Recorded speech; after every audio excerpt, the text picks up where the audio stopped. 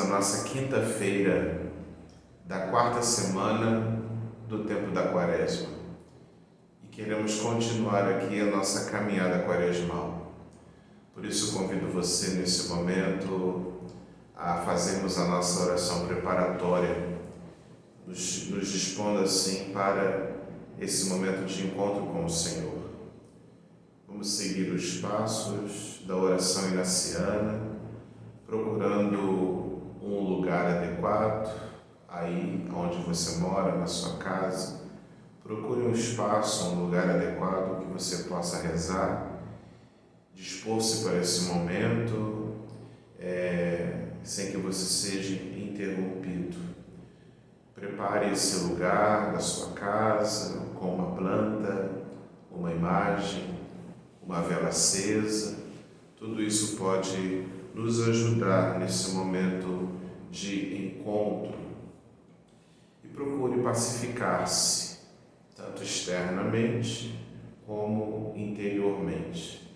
Externamente, procurando livrar-se das distrações, como, por exemplo, televisão ligada, rádio, outros tipos de barulho, distrações, tudo que possa te atrapalhar nesse momento de encontro com o Senhor. E a pacificação interna, que é justamente desacelerar os pensamentos, as preocupações, as agitações, para dispor-se ao encontro com o Senhor. Para isso, podemos tomar as nossas respirações mais profundas, uma concentração maior tanto no nosso corpo, na nossa postura, procurando, se você está sentado, ajeitar-se aí nesse banco, nessa cadeira, nessa poltrona, mantendo a coluna o mais ereto possível, apoiando os pés no chão, desencruzando as pernas.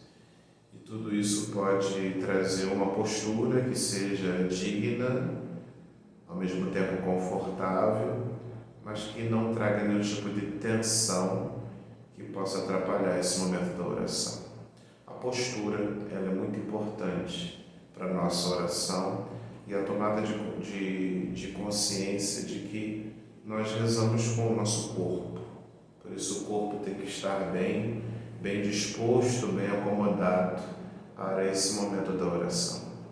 Mas concentre-se também na respiração, tomando algumas respirações mais profundas, procurando levar essa respiração para baixo, para o abdômen, para o seu umbigo, porque isso pode ajudar nesse momento. Por isso, inspire, prenda um pouco o ar nesses pulmões e depois vai expirando, esvaziando os pulmões de ar, e faça isso algumas vezes, tomando consciência desse ar que enche os pulmões, que preenche os espaços da nossa vida, e depois lentamente vá esvaziando esses pulmões e reconhecendo assim a presença do Senhor junto a você.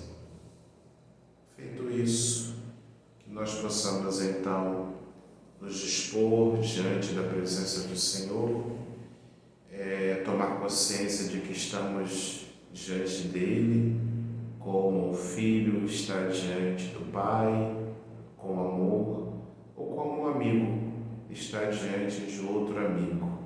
É nessa postura então que queremos invocar o mistério da Santíssima Trindade, traçando de modo consciente sobre nós o sinal da cruz. Em nome do Pai, e do Filho, e do Espírito Santo. Amém.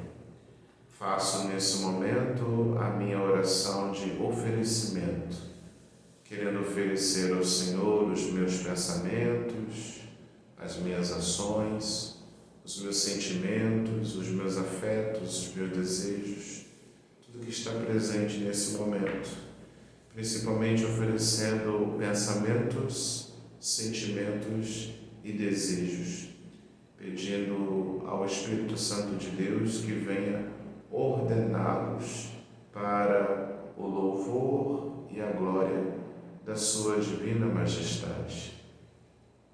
Também trago para esse momento da minha oração as minhas preocupações e os obstáculos que encontro na minha caminhada para que, à luz do Espírito Santo, tudo possa ser transformado, tudo possa ser transfigurado, segundo a sua misericórdia. Feito isso, meus irmãos e irmãs, nós vamos tomar o Evangelho de hoje, para que a Palavra de Deus venha nos iluminar, lançar luzes à nossa existência, para que possamos verdadeiramente nos encontrar com o Senhor também a partir da Sua Palavra. O Evangelho dessa quinta-feira está no capítulo 5 do Evangelho de João, nos versículos de 31 a 47. É a continuidade do Evangelho de ontem. Já é o terceiro dia consecutivo em que nós estamos nesse capítulo 5 do Evangelho de São João. E a palavra de Deus nos diz assim: Naquele tempo disse Jesus aos judeus: Se eu der testemunho de mim mesmo, meu testemunho não vale. Mas há um outro que dá testemunho de mim, e eu sei que o testemunho que ele dá de mim é verdadeiro. Vós mandastes mensageiros a João, e ele deu testemunho da verdade. Eu, porém, não dependo do testemunho de um ser humano, mas falo assim para a vossa salvação. João era uma lâmpada que estava acesa e a brilhar, e vós, com prazer, vos alegrastes por um tempo com a sua luz. Mas eu tenho um testemunho maior que o de João, as obras que o Pai me concedeu realizar. As obras que eu faço dão testemunho de mim, mostrando que o Pai me enviou. E também o Pai que me enviou dá testemunho a meu favor. Vós nunca ouvistes a sua voz, nem vistes sua face, e sua palavra não encontrou morada em vós, pois não acreditais naquele que ele enviou. Vós examinais as Escrituras, pensando que nelas possuís a vida eterna. No entanto, as Escrituras dão testemunho de mim, mas não quereis vir a mim para ter a vida eterna. Eu não recebo a glória que vem dos homens, mas eu sei que não tendes em vós o amor de Deus. Eu vim em nome do meu Pai, e vós não me recebeis. Mas se um outro viesse em seu próprio nome, a este vós o receberíeis. Como podereis acreditar, vós que recebeis glória uns dos outros, e não buscais a glória que vem do único Deus? Não penseis que eu vos acusarei diante do Pai. Há alguém que vos acusa, Moisés, no qual colocais a vossa esperança. Se acreditasseis em Moisés, também acreditarias em mim, pois foi a respeito de mim que ele escreveu. Mas se não acreditais nos seus escritos, como acreditareis então nas minhas palavras? Você pode pausar esse vídeo e ler essa palavra pelo menos mais uma ou duas vezes e isso vai te ajudar na meditação e na contemplação nesse nosso momento da oração.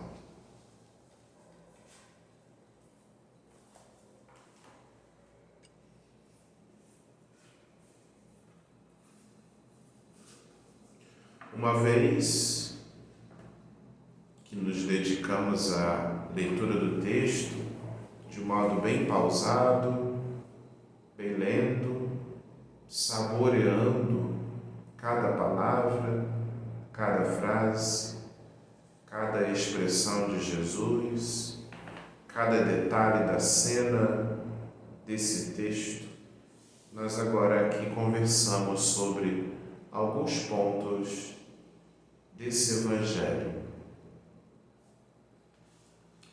Jesus, no Evangelho, não somente de hoje, mas dessa semana, ele já enfrenta a oposição e a hostilidade das lideranças do povo judeu, do seu povo, que não aceitam a sua autoridade e não aceitam também a sua missão.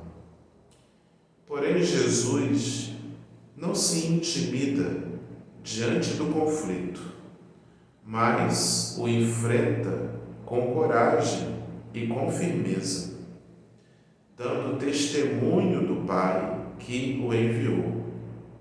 Ele não busca a sua própria glória, mas Jesus manifesta a glória que recebeu do próprio Pai. Jesus manifesta, assim, a glória da nossa salvação. Jesus tem o apoio de várias testemunhas que confirmam a sua identidade e a sua origem como Filho de Deus. Primeiramente, Jesus diz que quem dá testemunho dele é o próprio Pai. O Pai que fala por meio das Escrituras Sagradas. Mas Jesus também diz que os profetas dão testemunho acerca dele, que os patriarcas também são suas testemunhas, que João Batista, que preparou o caminho para ele, também dá testemunho a seu respeito, e que as obras que ele realiza em nome do Pai também dão testemunho acerca dele. No entanto, mesmo com todas essas testemunhas, as lideranças judaicas se recusam de reconhecer a origem de Jesus e a sua identidade. Se recusam em acolher a Jesus como o enviado de Deus. Eles estão fechados em seus próprios interesses. Eles estão fechados em suas próprias tradições religiosas. Eles estão fechados na sua busca por honra e prestígio. Eles não têm o amor em seus corações, mas apenas o amor a si mesmo e aos seus apegos. Então, observemos que, embora Jesus o tempo todo insista na sua missão, na sua origem, na sua identidade, as lideranças dos judeus cada vez mais vão se fechando nelas mesmas e não aceitam a mensagem de Jesus. Jesus nos convida a seguir o seu exemplo de fidelidade ao Pai, de compromisso com a vida, de coragem diante dos problemas, diante dos obstáculos, diante das nossas adversidades. Jesus, hoje, na sua palavra, nos desafia a sairmos da nossa zona de conforto, a sairmos de um tipo de vida que é medíocre, a sairmos de um tipo de fé que é individualista, que só pensa em nós mesmos. E Jesus nos convida hoje a nos abrirmos para a fraternidade universal e para a transformação da nossa sociedade. É o próprio Jesus que hoje nos pede um pouco mais de cada um de nós, mesmo que isso nos custe. Jesus é aquele que hoje toca as nossas resistências, as nossas durezas mais profundas e nos nossos medos. Jesus nos toca nas nossas inseguranças que nos impedem de avançar mais. A partir dessa palavra que eu medito, quais são os riscos que assumimos por Jesus? Jesus assumiu riscos ao afirmar a sua identidade.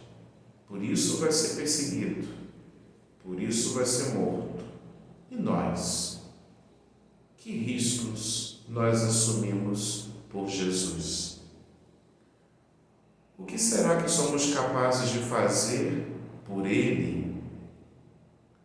Como vivemos a nossa fé nesse mundo marcado por tanta injustiça, por tanta violência, por tantas desigualdades, pela colonização cultural, esse mundo marcado por tanto consumismo?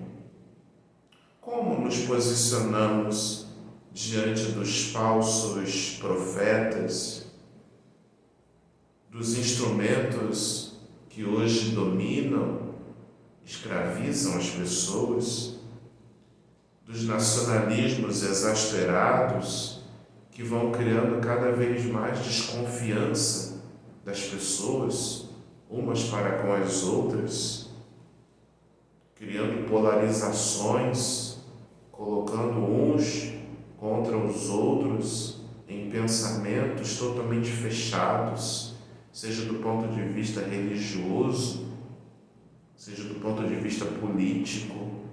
As polarizações tão presentes hoje que impedem as pessoas, por exemplo, de criar pontes, de estabelecer diálogos.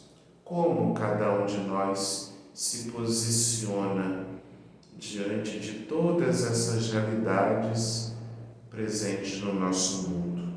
Até que ponto nos fechamos, como a atitude dos judeus, ou até que ponto nos abrimos à fraternidade universal, seguindo o convite da campanha da fraternidade?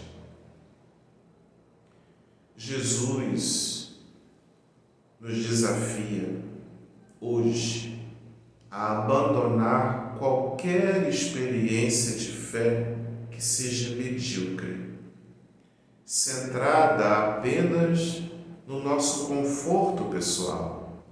Eu, na minha fé, na minha religião, aqui quietinho, sem compromisso com nada e com ninguém. Precisamos de uma fé que nos mova, de uma fé que nos coloque a caminho, de uma fé que nos faça andar, uma fé que nos impulsione, uma fé que nos lance na aventura de seguir a Jesus e a sua missão. Uma fé que não seja somente uma teoria. Tem muita gente com teorias sobre a fé. A fé não é teoria. Ou intimista, aquela fé em que fico só eu e o meu Jesus aqui. Ai, tá tão bom aqui só eu e o meu Jesus e eu e o meu Jesus. Não. Essa é uma fé intimista, que nos fecha para aquilo que está à nossa volta.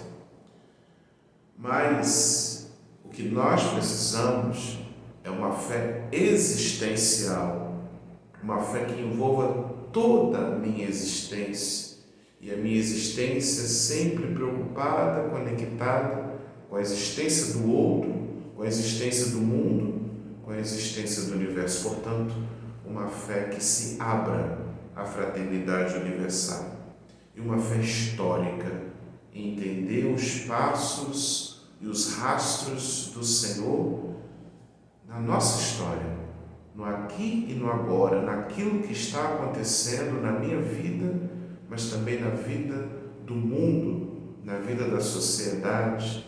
Até que ponto a minha fé é essa fé que está bem conectada com a história do mundo em que eu estou vivendo hoje. Uma fé que se expresse em obras de amor e de justiça. Uma fé que se alimente da palavra de Deus. Uma fé que seja expressão de comunhão com todos os irmãos, não só com aqueles os quais eu vou com a cara, não só com aqueles que fazem parte da minha rodinha de conversa, aqueles que simplesmente balançam a cabeça para tudo que eu faço, falo e digo, mas a experiência de uma fé que cresça na comunhão, na fraternidade com todos. Uma fé que nos faça testemunhas do reino de Deus. Que tipo de fé é a sua? Uma fé que só te faz voltar-se para dentro de você mesmo, ou uma fé que faz a sua vida se abrir para o mundo, para o outro e para Deus? Então a palavra de Deus vem nos provocar nesse sentido, diante desse cenário de Jesus, que cada vez mais vai afirmando da sua missão, da sua intimidade com o Pai e das lideranças do seu tempo, que cada vez mais vão se fechando, a ponto de tramarem e levarem adiante o plano para eliminar Jesus, para matar a Jesus. Que essa palavra possa trazer luzes para esse nosso momento de oração. À luz dessa palavra, eu posso meditar quais as testemunhas em minha própria vida que me apontam em direção à presença do amor de Deus. Quais são as pessoas que estão à minha volta, que fazem parte da minha história de vida, que eu posso aqui identificá-las como pessoas que me ajudam, me apontam a presença desse Deus que é amor, que é justiça e que é misericórdia. À luz dessa palavra, reconheço quais são as minhas resistências, quais são os meus medos, quais são as minhas inseguranças que me impedem de avançar mais na minha própria fé e na minha própria missão. Pode ser que a minha fé esteja estagnada, parada. Pode ser que a minha fé não me leve a ser uma pessoa missionária. Quais são os medos? Quais são as inseguranças? Quais são as dúvidas? Quais as dificuldades que me impedem hoje de ter uma fé que de fato seja mais autêntica, mais vibrante, mais animada? A minha fé é uma fé viva, acesa? Ou será que a minha fé está meio morna, meio apagadinha? Como posso sair da minha zona de conforto? Todos nós gostamos desse lugar que a gente fica bem quietinho, bem acomodado, que ninguém mexe com a gente vai ali vivendo, mas a fé não pode ser vivenciada assim. Como sair da minha zona de conforto? Como pedir ao Senhor que me dê uma fé mais comprometida com esse reino de Deus? Uma fé que de fato transforme a minha vida para que eu possa ser um agente de transformação na vida do outro, na vida do mundo, na vida da sociedade, promovendo a paz, promovendo o direito, promovendo a justiça. Quais os sentimentos, quais os pensamentos, quais os desejos que ecoam de uma forma mais forte na minha vida nesse momento da minha oração? Alegria, paz, harmonia, inspiração, sentimentos de consolação. Sinto o Senhor me confirmando nessa caminhada. Sentimentos de tristeza, de angústia, de dúvidas, de medos, que tem a ver com a desolação, que também fazem parte, que precisam ser acolhidos, para que sejam ressignificados, para que sejam transfigurados, para que sejam mudados na minha caminhada quaresmal. Acolha a tudo aquilo que o Espírito sugere, a tudo aquilo que Deus traz, aflora na sua vida, no seu coração, nesse momento de oração. Tudo é importante para a sua caminhada quaresmal. Tome o seu caderno espiritual e registre nele aquilo que nesse momento é mais forte, aquilo que nesse momento predomina. Quais são as moções, ou seja, quais são as movimentações que o Espírito faz dentro da sua vida nesse momento. Registre, tome nota, para que você possa depois revisitar, à luz do mesmo Espírito, aquilo que Ele te sugere nesse momento de oração. Termino esse momento com o coração agradecido, rezando a oração que o Senhor nos ensinou. Pai nosso, que estais nos céus, santificado seja o vosso nome. Venha a nós o vosso reino. Seja feita a vossa vontade, assim na terra como no céu. O pão nosso de cada dia nos dai hoje. Perdoai-nos as nossas ofensas, assim como nós perdoamos a quem nos tem ofendido. E não nos deixeis cair em tentação, mas livrai-nos do mal. Amém. Ave Maria, cheia de graças, o Senhor é convosco. Bendita sois vós entre as mulheres, bendito é o fruto do vosso ventre, Jesus. Santa Maria, Mãe de Deus, rogai por nós, os pecadores, agora e na hora de nossa morte. Amém. Santo anjo do Senhor, meu zeloso guardador, se a ti me confiou a piedade divina, sempre me rege, me guarde, me governe e me ilumine. Amém. Eu quero terminar rezando a oração de São José, nesses dias em que a Igreja faz a sua novena. Nós terminamos rezando assim: Salve, guardião do Redentor, esposo da Virgem Maria. A vós Deus confiou o seu Filho. Em vós Maria depositou a sua confiança. Convosco Cristo tornou-se homem. Ó bem-aventurado José, mostrai-vos Pai também para nós e guiai-nos no caminho da vida. Alcançai-nos a graça, a misericórdia, a coragem e defendei-nos de todo mal. Amém. São José, rogai por nós. Que o Deus da vida, pela intercessão do glorioso São José, faça descer sobre ti a sua bênção toda poderosa. Em nome do Pai, do Filho e do Espírito Santo. Amém. Louvado seja nosso Senhor Jesus Cristo, para sempre seja louvado. São José, rogai por nós. Até a próxima, se Deus quiser.